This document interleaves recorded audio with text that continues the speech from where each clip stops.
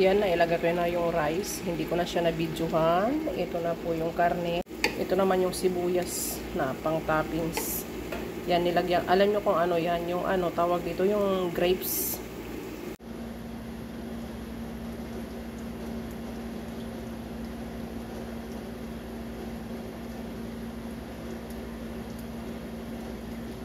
Nagmamadali na sila. Mga gutom na. Lagi naman, kakakain lang nila ng almusal, mga gutom na naman. Ay, Diyos ko. Abroad pa more.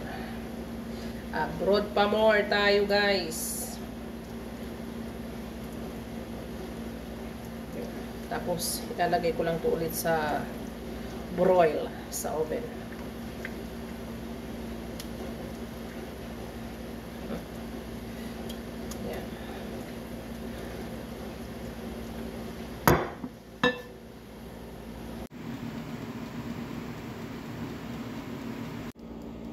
Lalagyan ko lang po ng konting saffron. Ayan. Para magkaroon siya ng ano, yung kulay-kulay ang rice. Ayan. Tapos ito naman yung sinangkutsa ko na sibuyas. Ayan siya. Ayan, kakalatin ko lang siya dyan sa pinakataas para maglasya siya sa kanin, sa rice. O, diba? Ito naman may ibang akong seeds na bubulol na ako. Yan. Lalagay ko lang siya diyan. Yan kasi ang pagkain nila, maraming chichibureche.